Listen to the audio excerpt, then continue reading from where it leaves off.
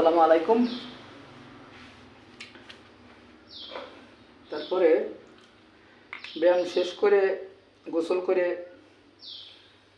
আমি রাত্রে ছোলা, বাদাম, কাঠবাদাম, কিশমিশ এগুলো ভিজে রাখছিলাম। এগুলো এখন একটু রাত্রেবেলা খুব গরম পানি দিয়ে খুব ভালো করে ধুয়ে ভিজে রাখবেন। সকালবেলা এই পানিটা আগে খাবেন, কারণ পানিটাই আপনার প্রচুর পরিমাণে ভিটামিন থাকে।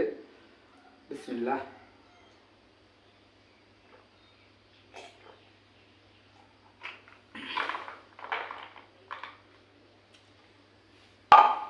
এরপরে এই যে এরকম ভিজে রাখবেন ইনশাল্লাহ।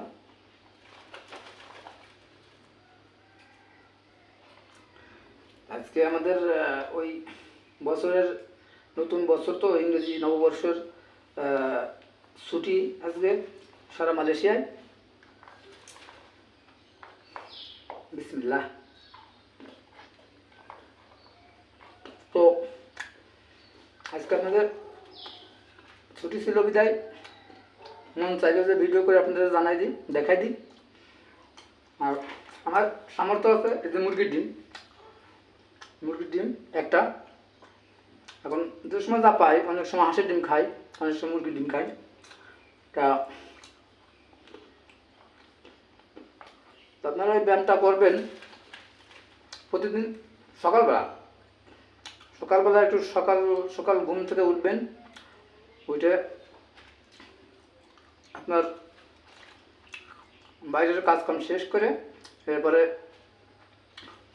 10 মিনিট 20 মিনিট যা পারেন হাতে সময় থাকে সেভাবে ব্যায়াম করবেন।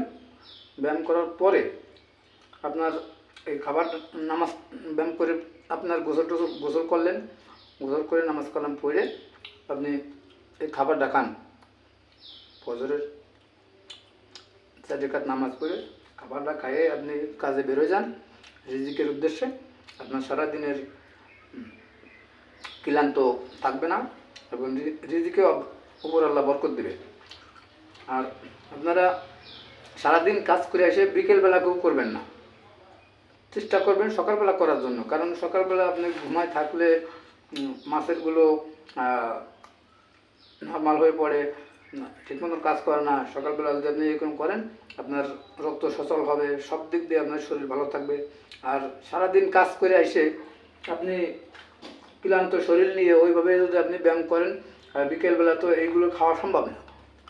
বিকেলবেলা আপনি ভিজাবেন কখন আর খাবেন কখন? আপনার ওই ক্যালোরি যে চলে গেল ওইটা তো আপনি পূরণ করতে পারলেন না। অতএব এক সময় আস্তে আস্তে কন্টিনিউ অনেক দিন করলে আপনার শরীর অটোমেটিকলি খারাপ হয়ে যাবে, আপনি বুঝতেও পারবেন না।